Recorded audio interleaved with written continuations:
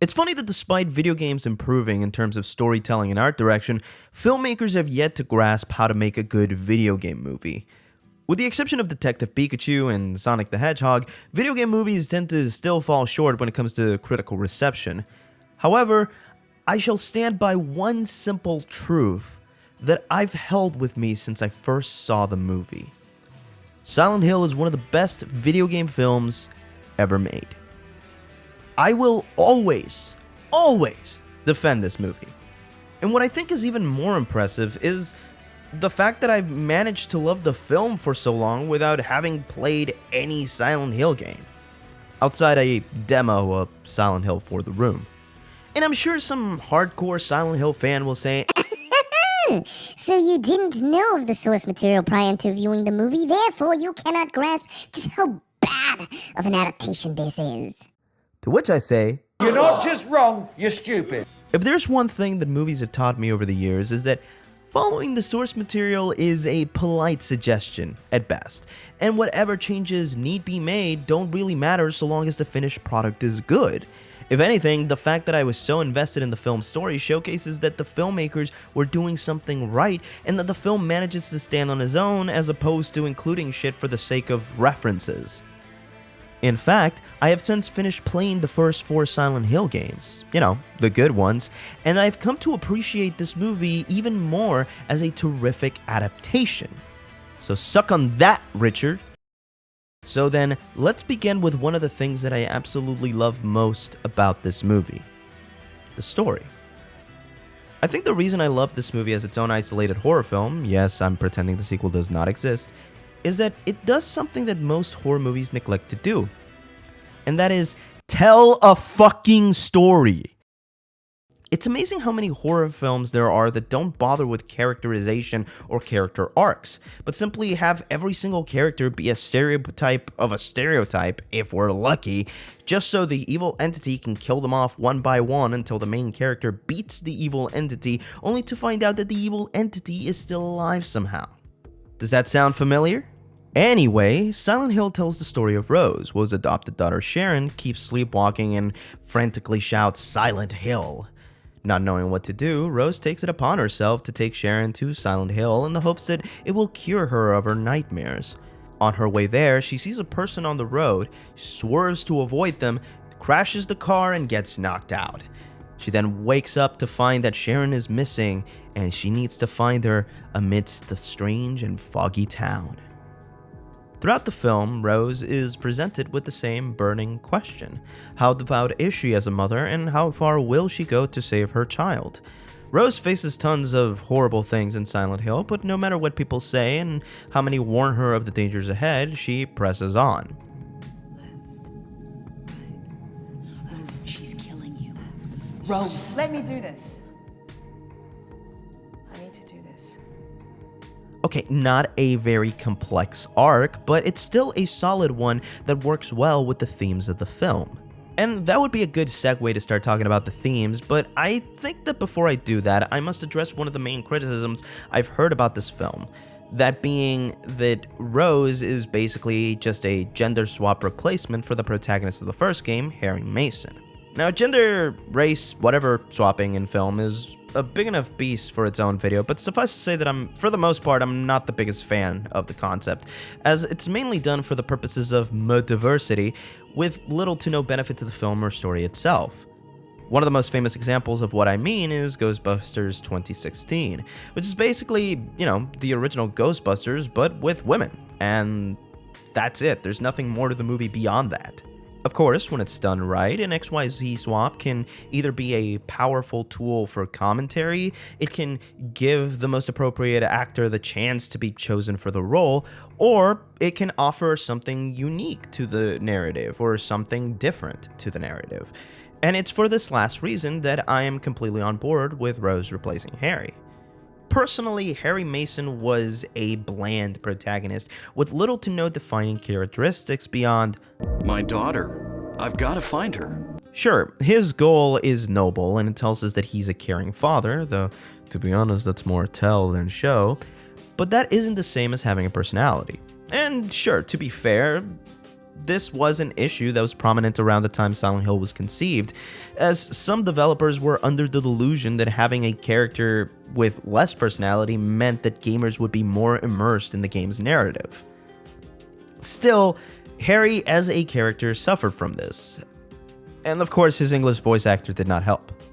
Now Rose, while not necessarily being a severely complex character, still has a noticeable personality, being shown as a loving and caring mother, while also having this kind of anti-authority side to her. Fire lookout tower on the far side of Toluca Lake.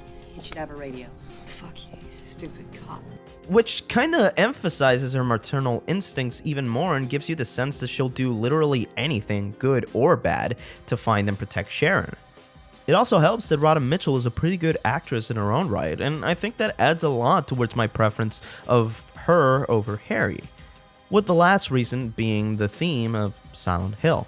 Much like the games, the Silent Hill film has a consistent thematic element that carries itself from the start of the narrative to the end of the narrative. In Silent Hill 2, it was the themes of repressed sexuality and self-punishment. In Silent Hill 3, it was the general fears faced by young teenage girls, such as pregnancy, and in the film, it's motherhood. In Silent Hill, motherhood is presented as an important role in the life of children, with Sybil telling Rose that mother is God in the eyes of a child. And at the end of the film, when Alyssa kills the people of Silent Hill except for her mother Dahlia, Rose explains to her, "Because you're her mother, and mother is God in the eyes of a child." Which is to say that a mother, much like a god, is meant to be an all-loving and all-knowing entity, again, in the eyes of young children. And this metaphor gains even more traction when we consider that women are the ones tasked with, giving birth. As such, I found this thematic through line carries itself through three characters in the film. Chrysabella being a false mother to the people of Silent Hill, mainly because her actions lead to her people suffering. Dahlia is Alessa's failed mother who clearly loves her daughter, but was too weak to protect her and thus didn't act until it was too late. Finally, we have Rose, who despite not being Sharon's biological mother, she is the only true mother in the film, willing to go to incredible and horrible lengths in order to protect her daughter. I could also include Sybil in this since, she's also in Silent Hill to find and protect Sharon, but I think that she's more of a cool aunt than anything else. Still, if you wanted to include her here thematically, you can totally do that. As I said before, it's because of these reasons that I find the change from Harry to Rose to be a welcome one, as it was a change done for the sake of the narrative and not just a change done for the sake of change. Not to mention, it's one of several examples that show that the filmmakers actually did put some goddamn effort into making this a good movie, with the other one being the way the film looks. So, I'm a sucker for visuals, and I don't mean special effects. I mean color, lighting, costume design, etc. All of that good shit. And honestly, I just fucking love how this movie looks. From the misty blues and grays of the town evoking a sense of melancholy to the harsh, rusty orange-brown hell world which feels cruel and destructive, this is one of my favorite looking horror films. Seriously, I just love the way this goddamn film looks. And the best part is the CGI actually complements the film rather than detract from it. Most of the time in other movies, the CGI is used so excessively, it actually ends up making the monster look faker, and thus the movie is less scary or interesting because of it. So, as such, I'm very much against CGI in other horror films, but I can confidently say that Silent Hill is one of the few films I will grant that exception. Use the CGI, Silent Hill, you've earned it. On a related note, I find this film to be a one-to-one perfect recreation of the first three games, borrowing the crazy camera angles and the story of Silent Hill 1, the atmosphere and music of Silent Hill 2, and the attitude and style of Silent Hill 3. Hell, look at Rose's costume design. Aside from how beautiful the colors match the background, her clothing is very much akin to the style of clothing most survival horror characters would wear. In fact, she feels like a mix between Heather, Jill Valentine, and Aya Brea from Parasite Eve. Which is why, even as an adaptation, I love this film. Since I don't see it as an adaptation of just the first game, but rather an amalgamation of the first 3 Silent Hill games. Although, before I delve any deeper, I should probably stop kissing this movie's ass and point out some very noticeable flaws that the film does unfortunately have. First things first. Sean Bean is pretty much wasted in this film. Aside from the fact that the film doesn't take advantage of his acting skills, his character is just pointless. He really doesn't do anything to impact the plot. Now, at first you'd be forgiven for thinking that his character's role in the film is to help with exposition, since all he does is search for the truth behind Silent Hill. The problem is that isn't what he does. All his searching for the truth does is plant seeds for a mystery that will later be explained by Dark Alessa, which makes his character even more irrelevant as the main plot already does a good job at planting those seeds anyway. The only time he's needed is when we're shown visually that both him and Rose are on 2 separate planes of reality. That's it. So, why even have him in the film? Well, because the producers felt that the film had too many women and thus needed more male characters. Fucking seriously? Most horror movies tend to be female-centric anyway. In fact, look at every horror classic and you will likely always find a leading lady. Have these fuckers never heard of the term final girl or, scream queen? And even if you wanted to make a case for the difference between having a female lead versus having a mostly female cast, let us not forget, The Descent came out a year before this. One of the best horror movies of the 2000s, maybe of all time, had a cast that comprised mostly women. These producers are fucking idiots. The reason this bothers me is because, aside from the fact that Sean Bean's scenes hurt the pace of the film, they also detract from any more scenes exploring the rest of the characters, like Rose. We could have gotten more scenes detailing her life prior to adopting Sharon, and maybe even adding more layers as to why she wants to be a mother so badly. Or maybe Sybil, or Dahlia. Maybe they could have gotten more development or something. But nope. Instead, we're treated to Ned Stark pretending like he gives a shit. The second issue I have with the film is the way that Rose just sorta books it the second Sybil starts following her. This is a weird moment because it's unnecessary. See, Sybil mistakenly believes Rose plans to take Sharon to Silent Hill to kill her due to a similar case that had occurred years before. Now, the reason I say this is weird is because there is no reason why Rose would want to evade the police. Like, as far as we're made aware, the De Silvas are legally Sharon's adopted parents since, unlike in the original game, they actually adopted her instead of finding her on the side of the road. And the reason I bring this up is because the only logical reason that I can come up with is that Rose was either afraid that Sybil would arrest her or take her away from Sharon. But why?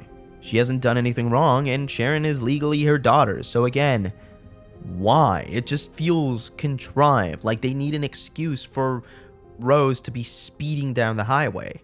It's like they saw the small clip from the original game's opening montage and thought that Harry was speeding away from Sybil. However, I think it's just showcasing that Sybil was near Harry when he crashed and thus explaining how she got to the town so quickly. Regardless, the point is that this moment makes very little sense and feels extremely contrived. So the third and final problem that I have with the film is its climax. So, near the end of the movie, Dark Alessa explains the truth behind why Silent Hill is the way it is, and offers Rose a deal that if she helps Dark Alessa get her revenge upon the townsfolk, then she will help her reunite with Sharon. So Rose does just that, and helps Alessa enter the church so she can slaughter all of the people in the church except for Dahlia. Now, on the one hand, I do love the imagery of Alessa in a hospital bed with barbed wires, as it evokes the imagery of Mary Maria from Silent Hill 2. On the other hand, this climax feels too cheap and bloody, which is surprisingly at odds with the rest of the film. For the most part, Silent Hill is actually pretty devoid of blood and gore, as the film seems to prefer to focus on the emotion of a death rather than the actual act of violence. And when gore is presented, it's actually over and done with relatively quickly. The climax feels like just a bunch of death sequences for violence sake. Other than the imagery of Alessa on her hospital bed and Dark Alessa dancing in Chrysabella's blood, there really isn't much to write home about here. On top of that, because of how elaborate this scene is, the CGI is overused and actually looks pretty bad, especially compared to the previous effects in the film. In fact, this scene is so at odds with the rest of the movie, it almost feels like it was a rushed climax to save for time. And honestly, that's it. I can't think of too many other things that I would find legitimate problems with the film. Like, I don't know, maybe they could have found a more subtle way to introduce Sharon's nightmares at the start of the movie or something. But I honestly think that that's more of a nitpick. Okay, review is almost done, but before I conclude the video, there's still 2 more issues that I've heard from fans of the game, and honestly, these criticisms need to be put to bed. The first problem is the cult being changed into an extremist religious group. If you've never played the games, then oh boy, you're in for a doozy. See, in the original games, instead of a fairly traditional witch-burning town, it was a cult known as the Order, and their whole shtick revolved around bringing their god to life using a human woman as a vessel, and this is how Alessa was burned, as she was being used as a vessel to birth God. Ironically, unlike in the original film, Alessa in the game was in fact a witch because she did have magical abilities, and if I'm not mistaken, this is why she was selected to birth God. Now, there's some mystical, magical mumbo-jumbo in between, but basically all of this is what leads Silent Hill to being the way that it is, and I should also note that I'm leaving out a whole bunch of stuff for the sake of simplification and making sense. Now look, I'm not gonna lie, out of all of the things that I love about Silent Hill, the Order is not one of them. Let me be frank. The Order is just a plot device to make sense of the supernatural elements in Silent Hill. That's it. There's nothing special about it. Now, there are some exceptional characters within the Order, such as Claudia and Vincent, but aside from those two, the Order is about as basic as it gets. They're a cult worshipping a weird god and hijinks ensues. Riveting. So, much like Harry, the fact that they aren't in the movie doesn't really bother me since they were my least favorite aspect of the series to begin with. And in many ways, the overly complicated nature of the game's backstory kind of detracts from all the creepy shit going on. The whole appeal of the game's premise was that you were a dad searching for your daughter. That's it. The reason why the town is the way it is literally doesn't matter. Like, in the Babadook, do we need to know how the pop-up book ended up in the kid's bedroom? Or why the Babadook even has a pop-up book to begin with? No, because explaining it would detract from the important elements of the story. Hell, Silent Hill 2 basically makes no mention of the Order. I mean, I think they mention it in a note somewhere, but it's completely optional. So if you were to play Silent Hill 2 with no prior knowledge of the series, the game would still work because, again, explaining the town and why it's haunted is completely unnecessary. And Silent Hill 2 is considered to be the best game in the series. Now, I'm not going to pretend like an extremist religious group is any more clever or original, or that the film doesn't also suffer from these same problems that were apparent in Silent Hill 1, but my point about the cult is it doesn't matter. To me, a cult and a religious group of wackos is the same thing, and in the end, they achieve the same thing. Through their beliefs, they torture a little girl who had already suffered much abuse in life, and this leads Silent Hill to become the fog-ridden town we know and love today. And again, given how Chrysabella and the cult fit better with the film's themes of maternity, I'm more willing to accept this change. The second problem, and probably the one that's repeated the most, is the fact that the film utilizes monsters from the game thus removing the symbolism that made them special.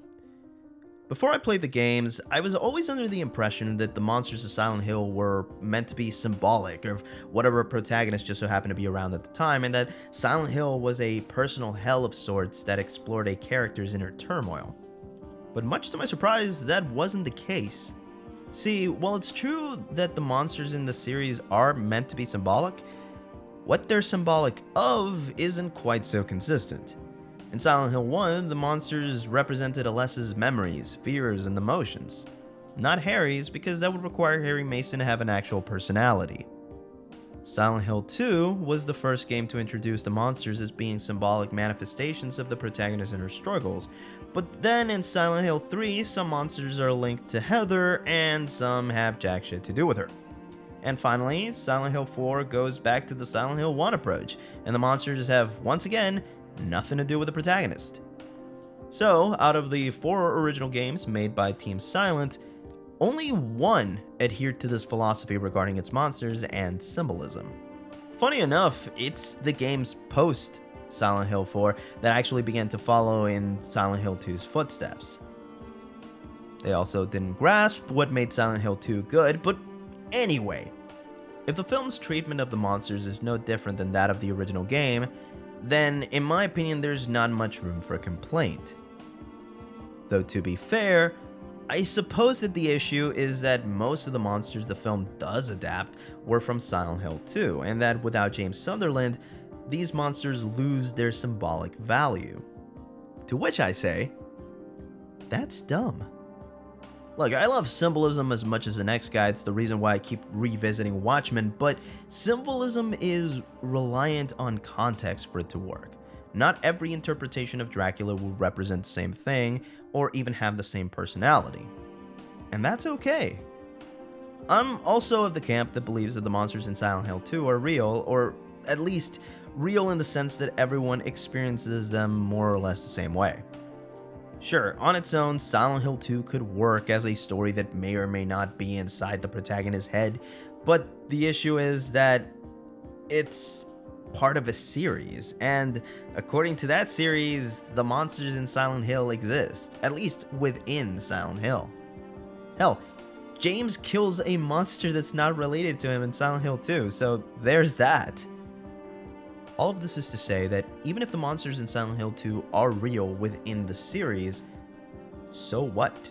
Even if Pyramid Head isn't unique to James Sunderland, that doesn't diminish his role or his symbolic value within the narrative. To use the Babadook as an example once again, the monster in that film is real. Considering that both Amelia and her son notice the pop-up book, there's no doubt or question that the Babadook is real within the context of the story. However, that doesn't change the fact that the Babadook still represents Amelia's grief and depression. Him being real doesn't change that. Of course, all of this is a moot point if the film doesn't actually utilize the monsters for some form of symbolic value. Then I suppose it's a good thing that the film does add some symbolism to the monsters. Though, as I said before, it takes the Silent Hill 1 approach. The Grey Children are manifestations of Alessa's classmates, the gender is pretty obvious, as are the bubblehead nurses, and the armless man, not the lying figure, represents Alessa's hospitalization. And if you think that the last one was a stretch, keep in mind that this thing is supposed to represent a mall shopper. What? Finally, there's Pyramid Head, the monster that many say doesn't work symbolically without James. And he is perhaps the one that fits the best symbolically in the film. He represents Alessa's father, or at the very least, her desire for one. Pyramid Head keeps his identity a secret, much like the identity of Alessa's father. And while he isn't the only male monster in the film, he is the only one in a position of power. Every other monster you see in the film is, well, presented like they're in pain, writhing, shaking, or just straight up screaming as if they're stuck in an endless hell. But not Pyramid Head. He isn't in any sort of pain or misery, and as such, he wanders the hell world, killing any unfortunate soul that just happens to cross his path. Thus, why he represents Alessa's father, someone who could do what her mother didn't and protect her from the evils of the world, as well as punishing those that wronged her. and the original climax of the film adds more credence to this interpretation.